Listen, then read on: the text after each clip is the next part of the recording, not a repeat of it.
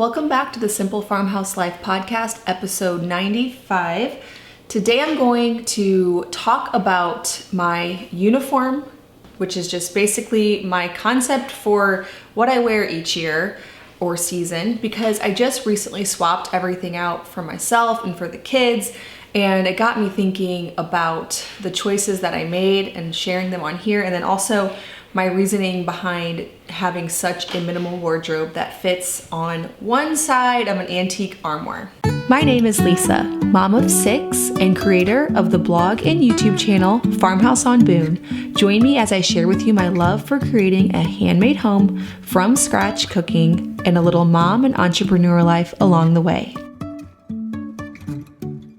This episode of the Simple Farmhouse Life podcast is sponsored by Berkey water filters. We have had our Berkey water filter sitting on our counter for about 10 years now. When we were on city water back in our last house, it gave me such peace of mind to know that the Berkey was filtering out all of the viruses and bacteria, the chlorine. The taste is just amazing. Even here in our new farmhouse, we are on well water. We still use the Berkey. We've gotten used to the pure taste of water that you get from a Berkey water filter that is nothing like any of the other filters I've tried. I chose the Berkey water filter because of how many things and toxins that it filters out, but also the filter cost. It was the most economical system per gallon that I could find on the market, and I've been a happy customer ever since. Berkey has partnered with me and given me a special discount just for Simple Farmhouse Life podcast listeners. You can find the bundle deals that they have put together just for you over at bit.ly/farmhouseberkey. That's bit.ly/Farmhouse Berkey, Berkey, all one word. So get in on the bundle deal while they're still in stock. So after I go through what I purchased for this year and why I minimize so much and how, and then I'm also gonna talk a little bit about the kids and their wardrobes as well. I am gonna also answer a reader question in regards to teaching my kids to cook. This one came through on Instagram, and I thought it probably wouldn't make an entire podcast episode, but would be good to at least share some insight about. Okay, so first of all, why the uniform concept anyways?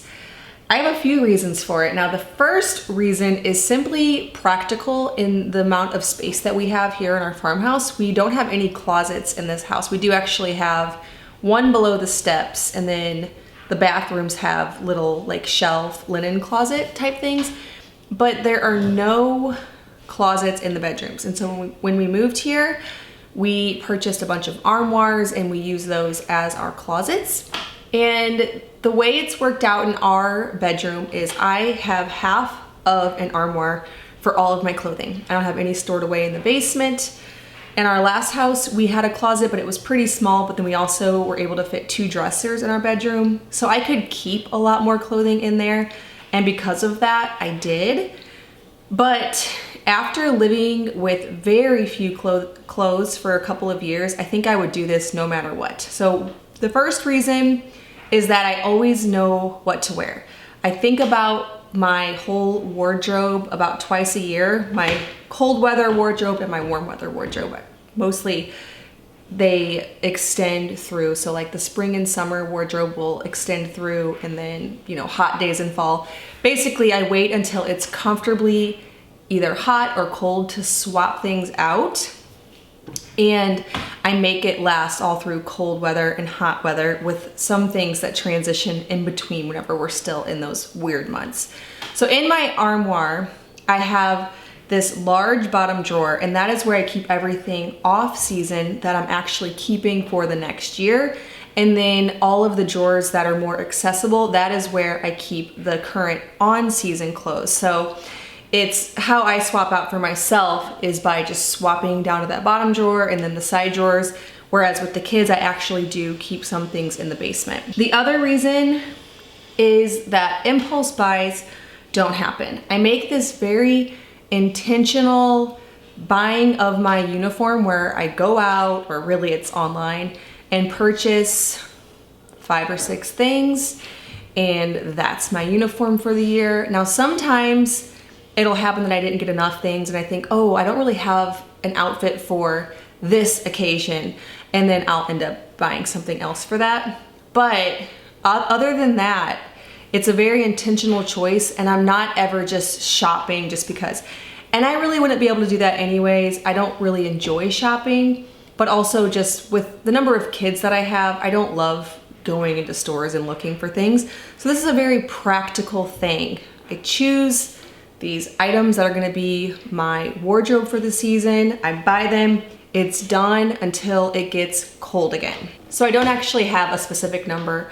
I know that when I first started hearing about this, there were people who did a capsule wardrobe and they had a certain number of tops and pants, and I don't really do that. I just do what makes me feel like I have enough clothes that I'm not wearing the same thing every day. Now, I am wearing the same thing at least a couple times per week, but it is helpful too because we do laundry every day. In order to keep on top of it, we just throw the clothes in. A lot of times we even just wear clothes right out of the dryer. They don't even always all get put away. But the goal is that I don't have to wait for things to be dry to wear, but I also don't have so many clothes that there's a bunch of things just sitting in the drawers not being worn. So at the end of each season, so this happened recently, I believe it was last week, it was comfortably in the hot weather time. I took all of my cold weather stuff, put it in the bottom drawer, but before doing that, I went through it.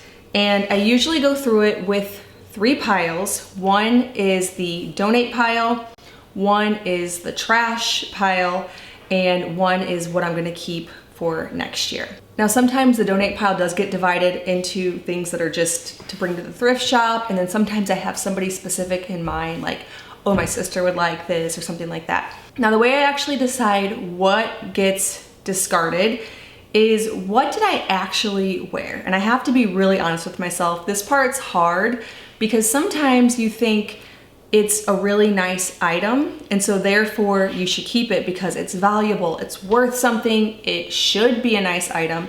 But if I never chose it for whatever reason, maybe it just fits a little bit tight in the calves or it's a little short, you know, the things that you always pick around, you never wear even though they're a nice thing, I get rid of those without hesitation. I just completely go through it with this in mind that next year when I pull these clothes out, I want to love every single thing in my closet. So I don't have to pick around things. I can just grab something and wear it. I want to have 5 things that I love equally versus 10 things that half of them I don't even want to wear or more. So we all do that. I had so many things shoved in the back of my closet when we used to have a closet that I never intended to wear, and I don't miss them at all. I don't miss having to rifle through that. I learned this over the years with my kids. Each year when I would go to swap out their winter and summer clothes, I would find that there were clothes that were pristine and preserved underneath all of these tattered and stained clothes that had holes in it that was totally ready to be discarded. Clothes with tags on it. They had so many clothes that we missed ones that were really nice, and that is what I don't want to happen. I don't want to feel like I need to constantly be shopping. It's just this very intentional choosing of a wardrobe for the season. It's done. It's a job I can check off my list. So what did I choose this year? So with it being May, almost June, I chose dresses. I believe I purchased 5 new dresses. I had a few from last year, and that's it. I don't plan to wear any shorts, any jeans. I am just going to live in dresses through about October, whenever it gets cold, which is usually about mid to late October here. The day that I actually did this shopping, I got online and I really was intrigued by the idea of wrap dresses. I feel like they're flattering on everybody no matter what. Every wrap dress I've owned, I've really loved. And I wanted dresses that weren't super short because I find that when you put your clothes in the dryer, even if they've already been pre-shrunk, they do still shrink a little bit. And I just prefer dresses that are a little bit longer. So I was searching for, I believe the search term I used was midi wrap dress, and something came up on Nordstrom Rack and it ended up suggesting a whole bunch of different things. I put the whole thing together in about 20 to 30 minutes on Nordstrom Rack, and they were all really inexpensive, and it was just like this super easy job. Now for the kids, I did that job about 2 weeks ago, and it's a much bigger one. I pull up from the basement. I always have one giant bin that's labeled extra kid clothes, and at this point that has become all boy clothes. Then I have one bin for my oldest daughter and one bin for my second daughter, and then one giant bin for the 4 younger boys. The girls do this job themselves. They're old enough to go through and get rid of whatever clothes they didn't wear from the winter, put that in a donate pile just like I do with mine, pick out things that are good for this summer. Now I do have to go in there and help a little bit because sometimes they'll keep things that they really like that they don't realize aren't their size, that doesn't really fit them anymore. So I do check their work, then I have them bring their little bins back down to the basement with the winter clothes. Now for the boys, I just get everything out of their drawers, throw away anything that has any holes, any stains. It's hard because you think, oh, I could patch this. In reality, I'm not going to. And I don't want them to have any possible option to choose something that isn't nice. I have to make it really foolproof for my 4 little boys because they'll just choose anything. It could have holes in the knees, it won't matter, except obviously Daniel doesn't dress himself, but the other boys will choose something wrong if they have the option to. So I try to make their little armoire full of items that they can choose and very minimal, just like mine. About 5 pairs of shorts per kid, 5 t-shirts, that's it. Now, before I take all of the big, giant, extra kid clothes bin back down to the basement, I do make sure that each kid has 1 hoodie, 1 pair of jeans. For example, this weekend, we're about to have weather in the 60s with a low of the 40s. So there are random times throughout the summer where they still need that. But for the most part, I feel comfortable putting most everything else in the basement and just keeping this really minimal wardrobe. So for reference, my 8-year-old and 5-year-old boys, they each have 2 small drawers. They're half of an armoire size, so they're just these small drawers, 1 for shirts, 1 for shorts per kid, 1 underwear drawer, and 1 pajama drawer. And then my 1-year-old and 3-year-old, they each have, they have a standard larger dresser, not an armoire in their room, and they each have 1 large drawer. So there's actually 2 drawers in that dresser that are completely empty, completely unused.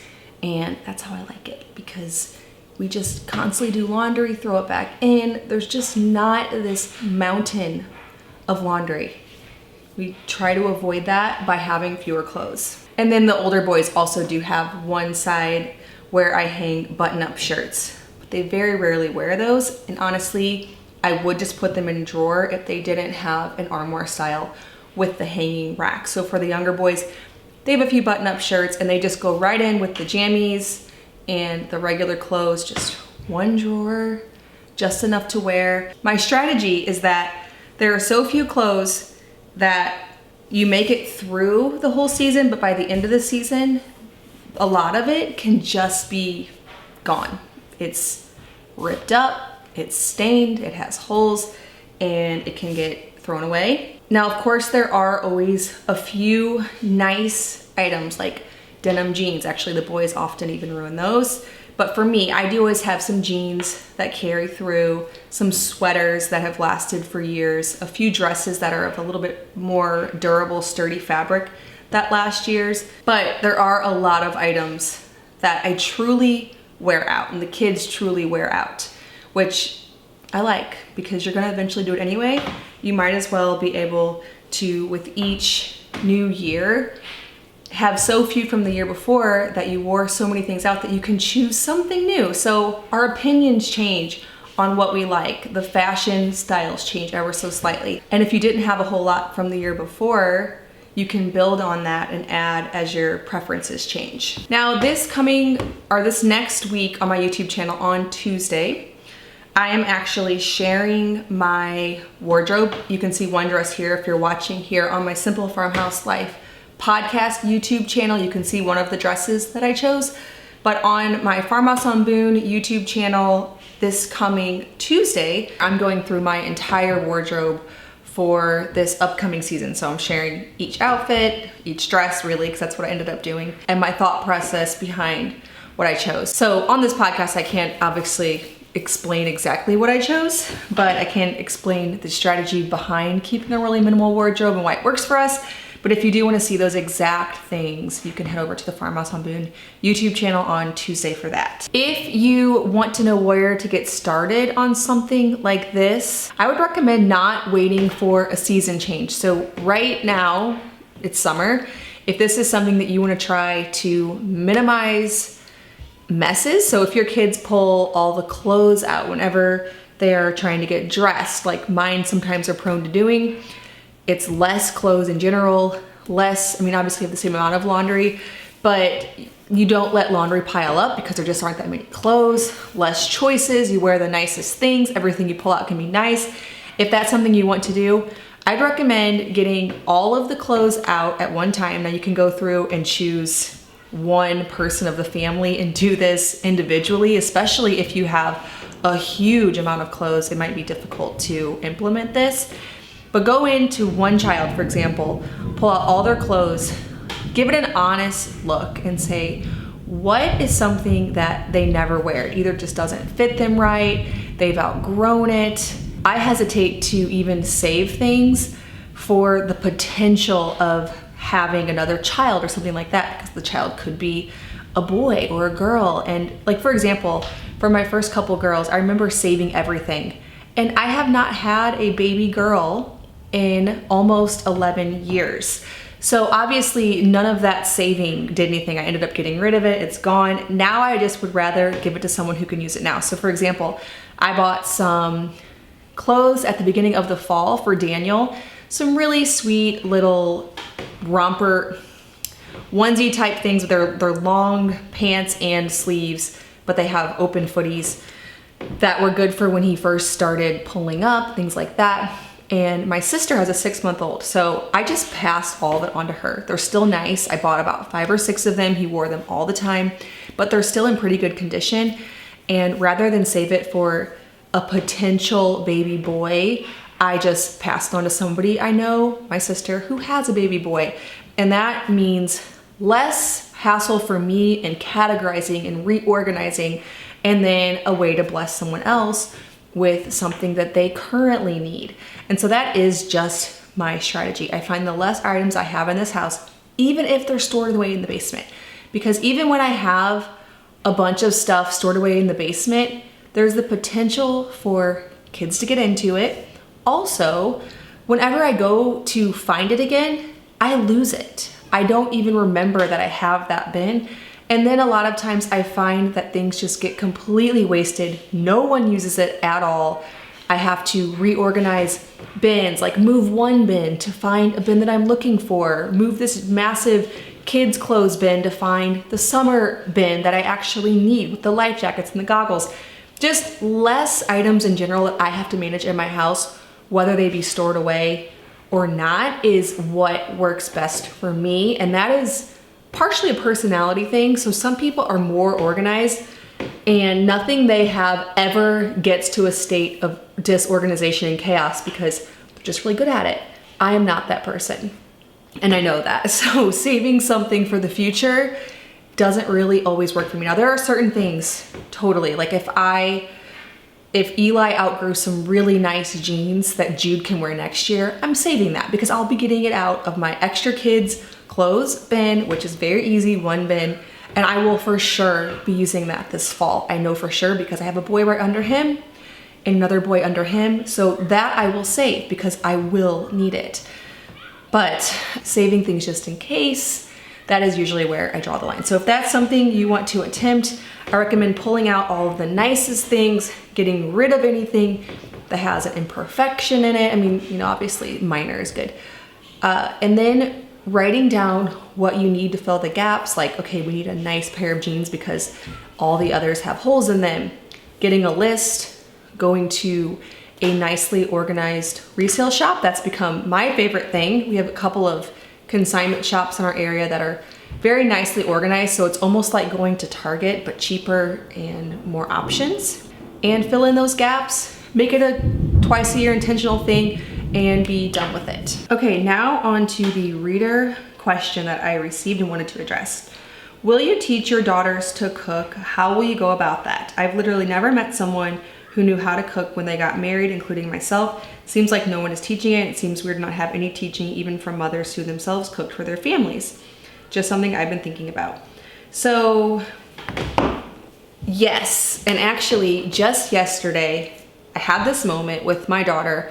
I have one daughter who is really interested in cooking and one daughter that is really interested in sewing. And then as for my sons, the oldest son is interested in cooking. I'm not exactly sure about the ones below him just yet who is interested in cooking. But I find that sometimes kids can be around something a lot and not necessarily learn how to do it, because it does have to be an intentional thing because it is a hassle. So for example, yesterday we were making pasta, which we don't do very much because it is such a thing. You have to make the dough, you put it through the roller, then the cutter, and then you hang it to dry.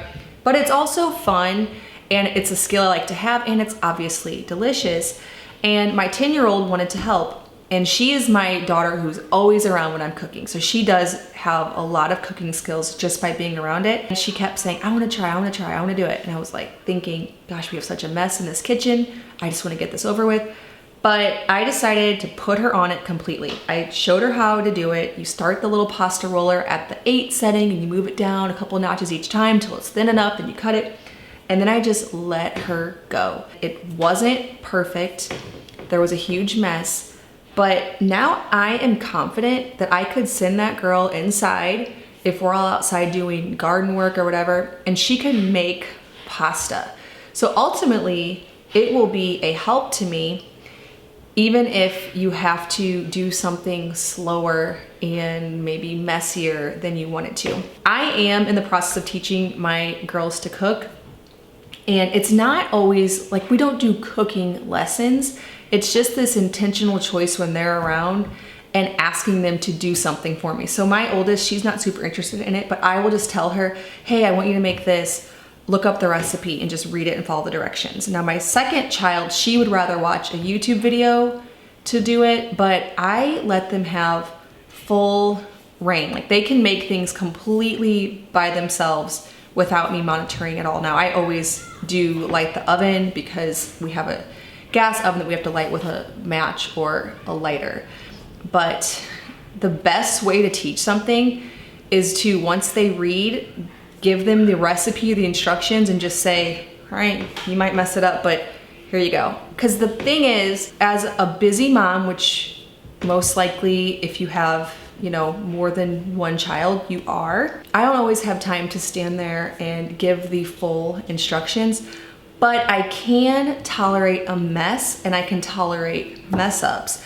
And so I can just let them go. Now, I will give instruction if I see something went wrong. So for example, last week, one of my kids made cookies and they all flattened out. And so, you know, I told her what I know, which is you need to add more flour next time. The cookies will flatten out if you don't add enough flour. And so it's just a lot of that. They're around it. I give them my pointers when I see something failed. We still ate the cookies. We still ate any pasta that was broken and not, you know, super long. And I'm okay with that kind of experimentation. So that is my method of teaching to cook. They're around it all the time. They're here. We talk about it. And I let them experiment and fail and just make a huge mess and use this kitchen.